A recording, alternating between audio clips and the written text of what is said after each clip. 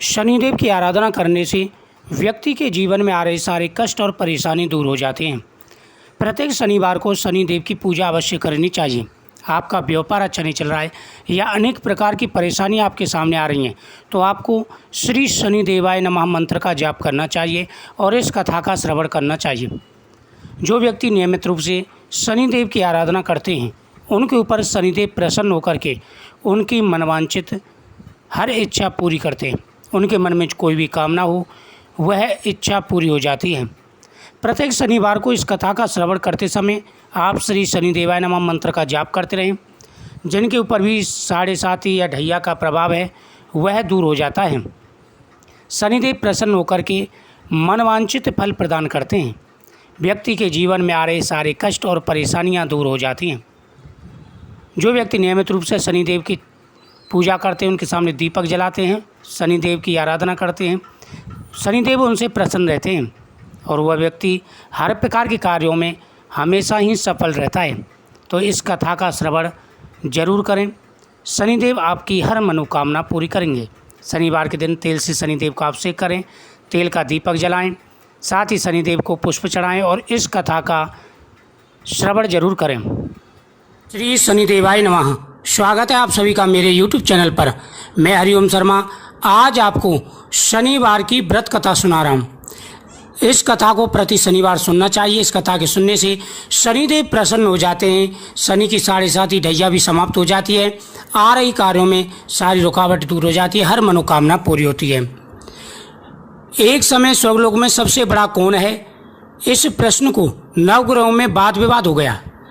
विवाद इतना बढ़ गया कि परस्पर भयंकर युद्ध की स्थिति बन गई। निर्णय के लिए सभी देवता देवराज इंद्र के पास पहुंचे और बोले, हे देवराज, आपको निर्णय करना होगा कि हम में से सबसे बड़ा कौन है। देवताओं का प्रश्न सुनकर देवराज इंद्र उलझन में पड़ गए और इंद्र बोले, मैं इस प्रश्न का उत्तर देने में असमर्थ हूँ। हम सभी प्रतिलोक में उज्जैनी नरेश राजा विक्रमादित्य के पास चलते हैं। देवराज इंद्र सहित सभी देवता उज्जैनी नगरी पहुंचे। महल पहुंचकर सब देवताओं ने उनसे अपना प्रश्न पूछा। राजा विक्रमादित्य कुछ देर के लिए परेशान हो उठे क्योंकि सभी देवता अपने अपनी शक्तियों के कारण मानते। किसी को भी छोटा या बड़ा कहने में उनके क्रोध का भाजन बनना पड़ सकता था, क्रोध का सामना करना पड़ सकता था। अचानक राजा विक्रमादित्य को एक उपाय सूझा और उन्होंने विभिन्न धातुओं स्वर्ण, रजत, चांदी, तांबा, शीशा, रांगा, जस्ता, अभक व लोहे के 9 आसन बनवाए। धातुओं के गुणों के अनुसार सभी आसनों को एक दूसरे के पीछे रखकर उन्होंने देवताओं को अपने अपने सिंहासन पर बैठने को कहा। देवताओं के बैठने के बाद राजा विक्रमादित्य ने कहा, आपका निर्णय स्वयं हो गया है। जो सबसे पहले सिंहासन पर विराजमान है वही सबसे बड़ा है। राजा विक्रमादित्य के निर्णय को सुनकर शनि देवता ने सबसे पीछे आसन पर बैठने के कारण अपने को छोटा जानकर क्रोधित होकर कहा, राजा, तुमने मुझे सबसे पीछे बैठाकर मेरा अपमान किया है। तुम मेरी शक्तियों से परिचित नहीं हो। मैं तुम्हारा सर्वनाश कर दूंगा। शनि ने कहा, सूर्य एक राशि पर 1 महीने, चंद्रमा 2.25 दिन, मंगल 1.5 महीने, बुध और शुक्र 1-1 महीने, बृहस्पति 13 महीने रहते हैं। लेकिन मैं किसी राशि पर 7.5 वर्ष तक रहता हूँ। बड़े बड़े देवताओं को मैंने अपने प्रकोप से पीड़ित किया है। राम को साढ़े साती के कारण ही वन में जाकर रहना पड़ा और रावण को 7.5 के कारण ही युद्ध में मृत्यु का शिकार बनना पड़ा। राजा, अब तू मेरे प्रकोप से नहीं बच सकता। इसके बाद अन्य ग्रहों के देवता तो प्रसन्नता के साथ चले गए, परंतु शनिदेव क्रोध के कारण वहां से विदा हुए। क्रोध करते हुए राजा विक्रमादित्य पहले की तरह ही न्याय करते रहे। उनके राज्य में स्त्री पुरुष सभी आनंदित थे। विक्रमादित्य से बदला लेने के लिए एक दिन शनिदेव ने एक घोड़े व्यापारी का रूप धारण किया और बहुत से घोड़ों के साथ उज्जैनी नगरी में पहुंचे।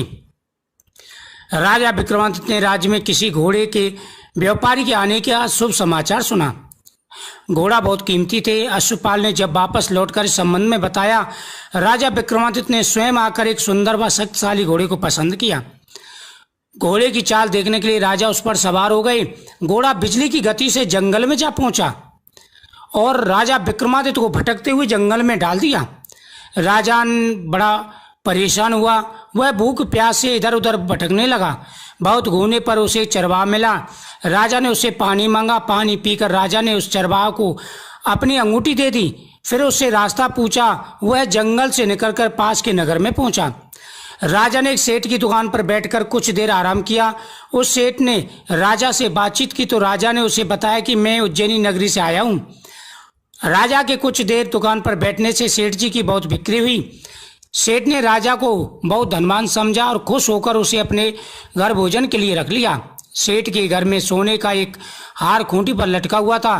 राजा को उस कमरे में छोड़कर सेठ कुछ देर के लिए चले गए। तभी अचानक खूंटी हार को निगल गई। सेठ ने कमरे में लौटकर हार को गायब देखा तो चोरी का संदेह राजा पर गया।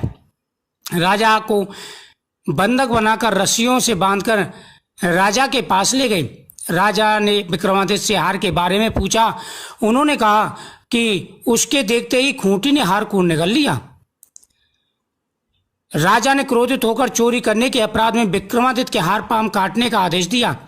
राजा विक्रमादित्य के हार पाम काट कर उसे नगर की सड़क पर छोड़ दिया। कुछ दिन बाद एक तेली ने उसे उठाकर अपने घर ले गए।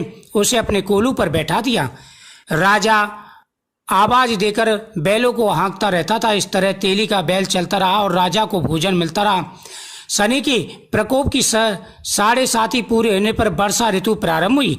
राजा विक्रमादित्य एक रात मेघ मल्हार गा रहा था। तभी नगर के राजा की लड़की राजकुमारी मोहिनी रथ पर सवार होकर उस तेली के घर के पास से गुजर रही थी। उसने गाना सुना और उसको बुला लाई। दासी ने लौटकर राजकुमारी को अपंग राजा के बारे में सब कुछ बता दिया। राजकुमारी उसके मेघ मल्हार से बहुत मोहित हुई। अतः उसने अपंग राजा से विवाह करने का निश्चय किया। राजकुमारी अपनी जिद नहीं छोड़ी। अपनी जिद पूरी करने के लिए उसने भोजन करना छोड़ दिया। आखिर राजा रानी को विवश होकर अपंग विक्रमादित्य से राजकुमारी का विवाह करना पड़ा।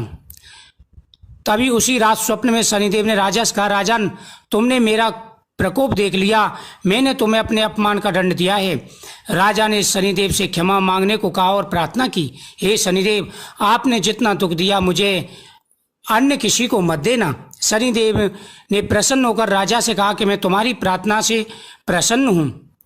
हे राजन, अब तुम्हारे ऊपर से शनि 7.5 उतर चुकी है। जब सेठ को इस बात का पता चला तो ये तो स्वयं राजा विक्रमादित्य हैं। उन्होंने क्षमा याचना की और नगर के राजा को जब पता चला ये तो स्वयं राजा विक्रमादित्य हैं तो उन्होंने धूमधाम से अपनी बेटी का जो है विवाह उनके साथ कराया, उनको विदा किया, बहुत सा धन दिया। इस प्रकार से राजा विक्रमादित्य को शनिदेव की कृपा से दोबारा से राज्य प्राप्त हुआ। जो व्यक्ति सच्चे मन से शनिदेव की इस कथा का श्रवण करते हैं उनकी सभी मनोकामनाएं पूरी हो जाती हैं। शनिदेव प्रसन्न होकर के मनवांछित फल प्रदान करते हैं। शनिवार के दिन शनिदेव का तेल से अभिषेक करना चाहिए। जो व्यक्ति शनिदेव का तेल से अभिषेक करते हैं उनके ऊपर शनि 7.5 नहीं रहती और इस कथा को सुनने से हर प्रकार के कार्यों में सफलता मिलती है। इस कथा को प्रति शनिवार सुनना चाहिए। श्री शनिदेवाय नमः। कमेंट में श्री शनिदेवाय नमः जरूर लिखें। इस वीडियो को ज़्यादा से ज़्यादा शेयर करें। चैनल को सब्सक्राइब करें। बगल में घंटी के बटन को दबा के ऑल को दबा दें हर वीडियो को नोटिफिकेशन। साथ ही शनिवार के दिन जो व्यक्ति शनिदेव की आराधना करते हैं और पीपल वृक्ष के नीचे दीपक जला करके परिक्रमा करते हैं, वहाँ पर कच्चा सूत लपेटते हैं, उनकी प्रत्येक मनोकामना पूरी हो जाती है। शनिवार का दिन भगवान शनिदेव का होता है। शनिवार के दिन किए गए प्रत्येक उपाय का विशेष लाभ मिलता है। शनिवार के दिन आप धन प्राप्ति के लिए, सुख समृद्धि के लिए पीपल वृक्ष के नीचे सरसों के तेल का दीपक जला के परिक्रमा जरूर करें। साथ ही श्री शनिदेवाय नमः मंत्र का जाप करें। शनिदेव प्रसन्न होकर के आपकी प्रत्येक मनोकामना पूरी करेंगे। इस कथा का श्रवण करने से शनि की 7.5 और ढैया का शुभ प्रभाव दूर हो जाता है और शनिदेव प्रसन्न होकर के मनवांछित फल प्रदान करते हैं।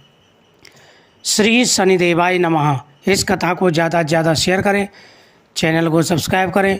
बगल में बेल आइकन बटन को दबाएं हर वीडियो का नोटिफिकेशन पाने के लिए। साथ ही श्री शनिदेवाय नमः कमेंट में ज़रूर लिखें।